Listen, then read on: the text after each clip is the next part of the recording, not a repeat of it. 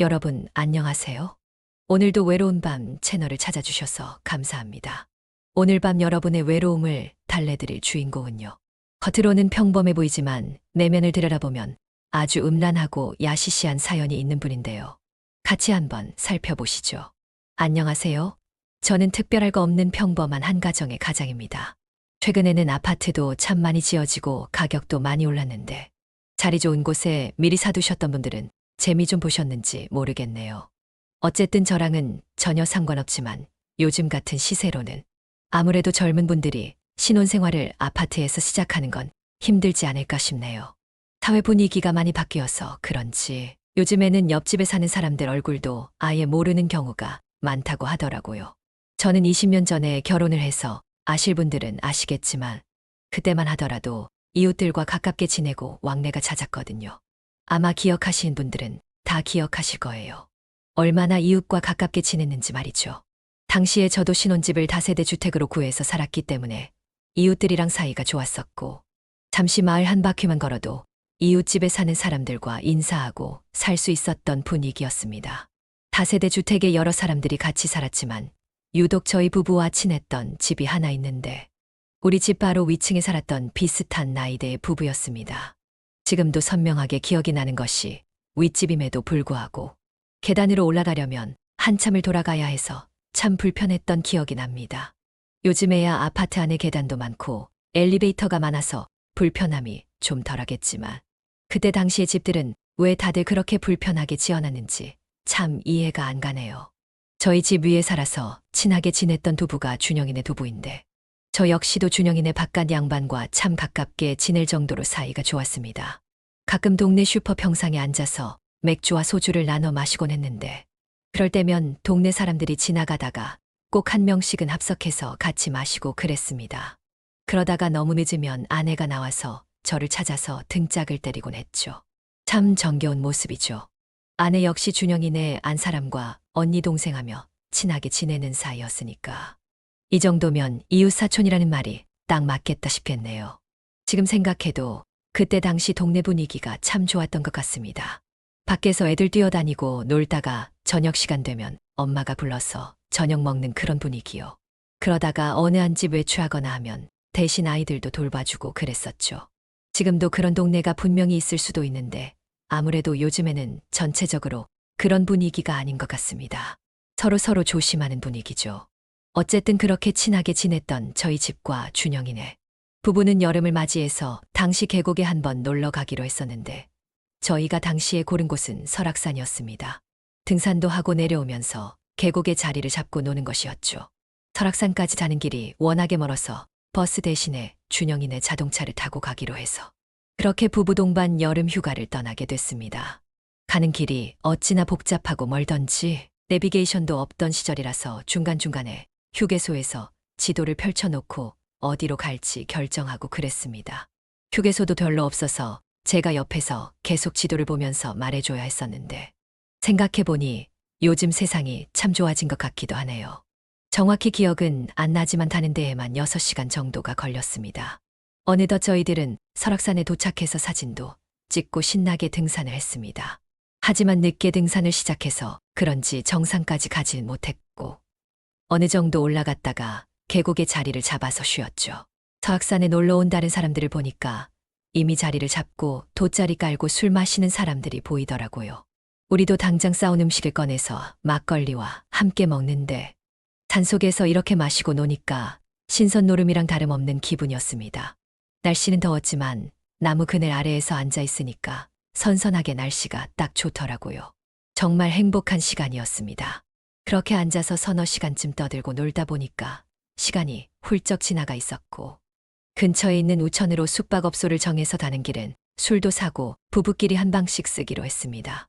그렇게 씻고 준비하고 있으니까 영일이 내 부부가 우리 방으로 오더라고요.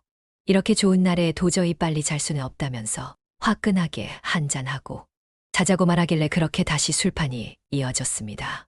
이렇게 둘러앉아서 술을 마시니까 대학생들이 놀러 온 것 같다면서 서로 옛날 얘기를 하면서 연신 술을 들이키기 시작했습니다. 그러던 차에 준영이 아빠가 그러더군요. 이제 이렇게 같이 즐겁게 노는 것도 거의 마지막일 것 같다고 아쉬운 소리를 하길래 아니 도대체 왜 그런 말을 하냐고 했죠. 그랬더니 하는 말이 최근에 일이 잘 풀려서 서울에 있는 아파트로 이사를 가게 되었다고 하더라고요. 아니 서울에 있는 아파트라니? 도대체 돈이 어디서 나서 갑자기 그렇게 된 거냐? 물었더니 준영이 아빠는 대답이 없더군요. 저도 정들은 했지만 지긋지긋한 동네에서 벗어나고 싶은 마음만은 커섰기에 계속해서 재촉하며 물었었고 준영이 아빠는 무겁게 입을 열더라고요. 요즘 코인 투자에 크게 성공을 해서 일하지 않고 사실 지금 여기 이렇게 설악산 여행 가는 것도 계속 놀면서 다니는 거라고요. 믿을 수 없었죠. 도대체 어떻게 투자를 했길래 저는 너무 부러웠습니다. 준영이 아빠에게 그 비법을 물어본다는 사실을 깜빡 잊은 채 따뜻한 방에서 편하게 술을 마시니까 금방 취기가 올라왔고 그렇게 저는 어느 순간 필름이 끊어져서 그대로 자버렸습니다. 술에 취해 한참을 자고 있는데 제 옆에 아내가 누워서 자고 있는 것 같더라고요. 이렇게 좋은 데였는데 곧바로 자기가 아쉬워서 그런지 아내에게 입을 맞추며 아내의 몸을 후끈 달아오르게 하기 위해서 입과 손을 바쁘게 움직이며 몸을 자극하기 시작했습니다. 그날따라 아내가 향기도 좋고 술에 취해서 그런지 저도 좀 불끈했던 것 같습니다. 분명 제 그곳에도 신호가 오고 풍선처럼 부풀어 오른 것을 느꼈지만 너무 술에 취해서 별다른 재미를 보지 못하고 바로 자버렸거든요. 그렇게 몇 시간 자고 있다가 갑자기 눈이 번뜩 뜨였습니다. 그랬더니 제 옆에서 자고 있던 아내가 보이지 않더라고요. 아무리 술김이라도 그렇게 갑자기 사라진 아내가 걱정되기도 하고 혹시라도 어디 다친 게 아닐까 하는 노파심에 저는 아내를 찾으러 다짜고짜 방을 나섰습니다. 근데 이게 무슨 일인지 준영이네 부부방에서 시끄러운 소리가 들리길래 가봤습니다. 그랬더니 그 방에서 술판이 벌어졌던 것처럼 술과 음식들이 널브러져 있었고 준영이네 안 사람이 자기 남편과 제 아내한테 소리를 지르고 있는 겁니다. 이게 무슨 일인가 싶어서 당황하던 찰나 얘기를 들어보니까 제 아내와 준영이네 바깥 양반이 따로 술을 더 마시고 있었던 것이고 저는 먼저 자버린 것이었죠. 그렇다면 아까 전에 제 옆에서 자던 여자가 혹시 준영이네 안 사람인가 싶어서 저는 순간 당황해서 식은땀을 줄줄 흘렸습니다. 그도 그럴 것이 그동안 그럼 준영이네 안 사람을 제 와이프로 착각하고 입을 맞추기도 하고 서로 거침 숨을 내쉬어가며 넣지만 않았지. 직전까지 갔었기에 손발이 덜덜 떨리더군요. 준영이네 안 사람은 지금까지도 안 자고 둘이서 술 마시고 있으면 이게 바람난 게 아니고서야 가능하냐면서 소리를 지르고 있었고 그때 시간이 새벽 3시쯤이었는데 확실히 늦게까지 술을 마신 것 같긴 하더라고요. 준영이네 바깥 양반과 제 아내는 절대 아니라며 펄쩍 뛰었고 그럼 무슨 작당을 한 거냐고 준영이네 안 사람이 추궁을 하니 그제서야 준영이네 바깥 양반이 힘겹게 입을 열더라고요. 서울에 집을 살 수 있었던 건 로또도 아니고 정말 좋은 기회를 잡았을 뿐이고 제 아내가 하도 부탁하길래 어쩔 수 없이 알려주겠다며 010-829-5590 이 핸드폰 번호로 문자로 은퇴라고 두 글자만 적어서 문자를 보내보라고 하더군요. 그러면 준영이네 바깥 양반처럼 평생 하고 싶은 걸 하면서 경제적 자유를 누릴 수 있다고 하더라고요. 정신없는 와중이긴 하지만 가깝게 붙어 지내오던 사이였던 준영이네의 그 말을 믿고 꼭 010-829-5590 이 핸드폰 번호로 문자로 은퇴라고 문자를 보냈어. 늦게라도 서울에 40평이 넘는 내 집을 마련하고 떵떵거리며 살기로 결심했습니다. 그리고 다행히 늦게까지 술만 마신 것이지 별일이 있었던 건 아니었기 때문에 이쯤에서 얼른 들어가서 자자고 말하고 각자의 부부는 각자의 방으로 들어왔습니다. 하지만 부풀었던 꿈과 희망도 잠시 제 머릿속에 계속 준영이네 아내의 몸을 자극했던 것이 기억에 남아 있었습니다. 왜냐하면 다시 돌아와서 침대를 보니 준영이네 아내가 누웠었던 자리가 흥건하게 물기가 남아있더라고요. 아무래도 서로 자극하면서 나왔던 것이었겠죠. 저희는 다음 날이 돼서 모두가 다 서먹서먹하게 남은 일정을 소화했고 집으로 돌아가는 차 안에서는 다들 피곤했는지 아니면 서먹해서 그런지 다들 조용하더라고요.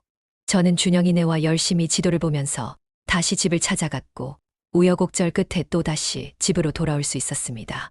그렇게 모든 게 마무리되나 싶었는데 그날 저녁 집에 돌아와 자려고 하니 위층 준영이네는 집에서 시끄러운 소리가 들리는 겁니다. 저희는 깜짝 놀라서 가보니까 뭘 집어던지면서 시끄럽게 싸우는 소리가 나고 아무리 생각해도 싸우는 소리는 준영이네 부부가 서로를 의심하고 서로를 닥달하다가 싸우는 것 같다는 느낌이 딱 들더라고요. 싸움에 개입하고 싶지 않았지만 제 와이프가 계속 가서 말리자고 하길래 저희는 가게 되었고요.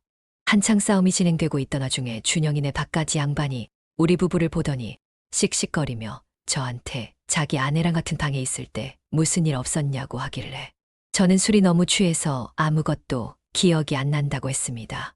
준영이네 안 사람도 끝까지 아무 일도 없었다면서 술을 그렇게 먹고 잠들었는데 도대체 무슨 일이 있었겠냐는 말을 하더라고요.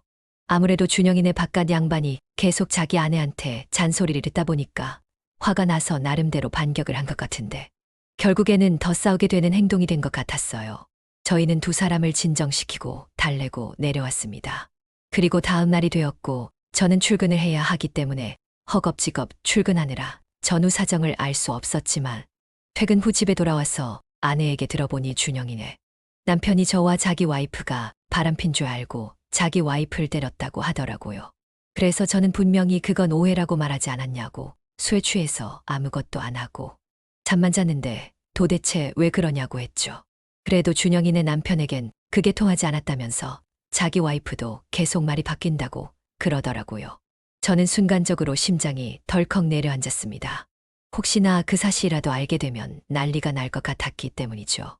그렇게 그 다음 날이 되어서 저는 준영이네 안 사람을 찾아가서 사과를 하려고 했는데 마침 남편이 화가 나서 친구들이랑 낚시하러 갔다며 내일이나 들어오겠다며 찾지 말라고 말하고 집을 나갔다고 하더라고요. 그렇게 저는 맥주를 사와서 준영이네 안 사람과 술을 마시면서 사과도 하고 위로를 해주려고 했습니다. 괜히 저 때문에 오해를 받게 해서 미안하다고 사과했죠.